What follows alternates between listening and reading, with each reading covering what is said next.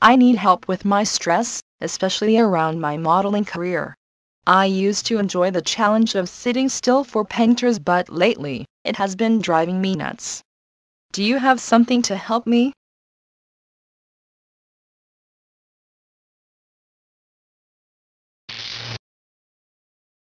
Hi, this is Gary Goodwin, founder of wildstress.com. Today we're in a coffee shop. I'm using this coffee shop to emphasize a point, actually 2 points. The first one is most of the tools here at wildstress.com are highly portable tools. They're not something that's left behind at the yoga studio or the meditation hall or at a retreat, but there are tools that are meant to travel with you wherever you go, and also to be there to face stress head on. Something that you can pull out of your back pocket and that you can use in whatever stressful situation you're in before, after, or during. The second point I want to make is most of the tools are highly private, or in other words, highly invisible. No one's going to know that you're using them. A change of breath rate, visualization, or relaxing large muscle groups. No one's going to detect that. No one's going to see that. We shouldn't be inhibited about using them.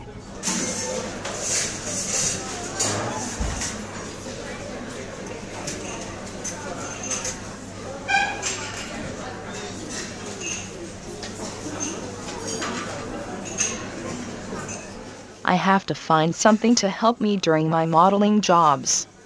Things start off okay, but then, the longer I sit there, the more my inner critic comes out. I hear the critic telling me that I'm not attractive, and I will never get any more modeling jobs. I become very self-conscious, and that makes me just want to run from the room. At other times, I find it difficult to sit still. I start getting restless. I've got to find a way that keeps me calm and cool.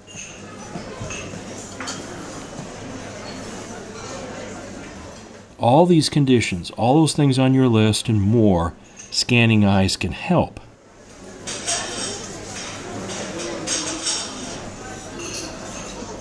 Scanning eyes basically helps by really dropping the negative charge of whatever we were thinking about or whatever we're feeling.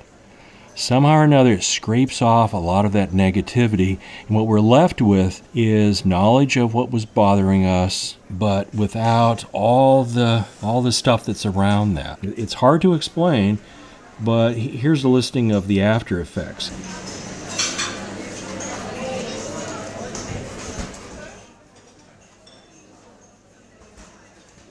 The movement is very basic. Think of a metronome. You know, the arm swings back and forth, back and forth. That's what we're going to be doing with our eyes. All we're going to be doing is moving our eyes from side to side. But that's it. That's the shocking simplicity of scanning eyes. Here's the movement in more direct terms. Just watch the ball as it moves from side to side. Notice what your eyes are doing. And notice how you hold your head still.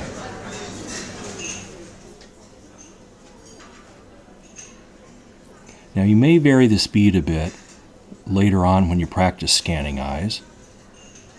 Here it's running pretty slow and running very smooth, meaning that you can notice the entire territory from one point to the next. Anytime you pick up the speed, you're going to lose some of the detail that's in the middle. That may work for you or it might not, so you'll need to experiment. Moving back to the points that these tools are both portable and invisible, we need to find a way that we can do this without the moving dot, without a metronome. So there's a little trick you can use, and you can use it anywhere. It's very helpful to have a place to focus our eyes. Not that we're focusing on anything specific, but we're keeping the track of our scanning organized. With the metronome, we would have watched the arm back and forth. With the moving dot, we'd simply watch the moving dot. We're going to do sort of the opposite of that, which is we're going to find a way to demark the beginning point of our scanning and the end point of our scanning. And the scanning will occur between those 2 points. Okay, let's look around the coffee shop and see if we can find a couple objects that can act as left and right endpoints. I'm sure there's going to be more than one.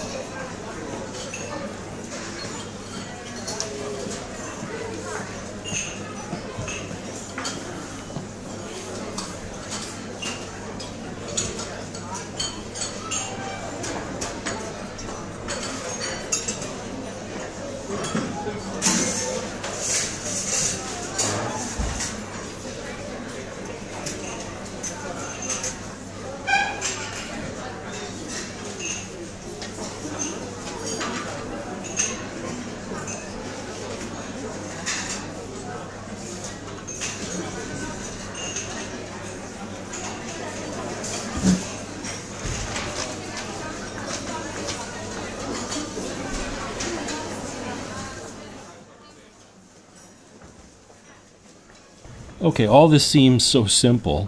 How can this possibly work? How can this really work to dump all the negativity and open things up and get a person unstuck and free from ruminations, maybe free from the mood and more? That's a good question.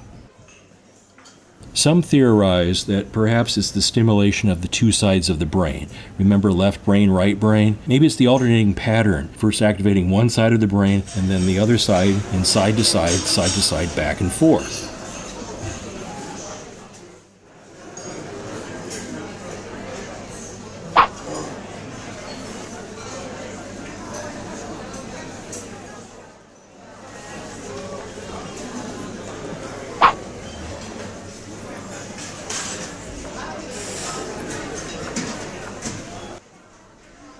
Now you have the major movement down. We need to combine that with 4 steps to turn it into an effective tool. Step 1, bring the problem into the room. Usually this is not an issue. You're dealing with or immersed in something you want to move out, you want to clear out. So it's right there, which is fine. That's a good starting point, and that's what we need. But if you have some distance from it, say it's been a few weeks since you've encountered it, but you want to prepare for it, do something about it, take the edge off, you need to call up some of this feelings, some of the thoughts that you've had in the past or what you anticipate you'll have, and start to feel them to some depth in your body and in your heart and in your head. You don't need to go crazy about this, but they need to be in the room because we're going to be acting directly on those feelings, on those thoughts, on those body sensations. Step 2. In this step, we want to assess where we're at in the moment. We want to give a numerical number to it, which seems a little unusual, but I'll explain here. We want to give a numerical number to it, summarizing its qualities, how it's affecting us. Because, again, we're acting directly upon what's going on. Later, after we've done scanning eyes, we want to see if there's been some progress. If there's been enough progress, then we can stop. If there's been some progress, we probably want to spend more time doing more scanning eyes, both right then and there, as well as later. Using a scale of 0 to 10, 10 being horrible, and 0, hey, it's no problem, where are you now? What number would you give that explains your overall feeling? Step 3. This is where we do scanning eyes. And we do scanning eyes holding our head still, back and forth motion for a minute or 2 minutes. Step 4, we finished the scanning session that lasted a couple minutes, and now we're going to come up with a number of how we're feeling. On a scale of 0 to 10, again, 10 being horrible and 0 being no problem, where are you now? If you've made progress, meaning that you've lowered your overall score from where you were in the beginning, say down to a 4, you might want to try another quick session to see if you can bring it down to a 2. Of course, ideally, bringing it down to 1 or 0 is where we want to end up, but we may not be able to do it in this session. If your score has gone higher than when you started off, try scanning eyes again later on, or seek out someone who's a professional, who's an expert in using this method. You can find them very easily almost everywhere by doing a quick web search. You'll find them under EMDR, or eye movement integration, or eye movement therapy.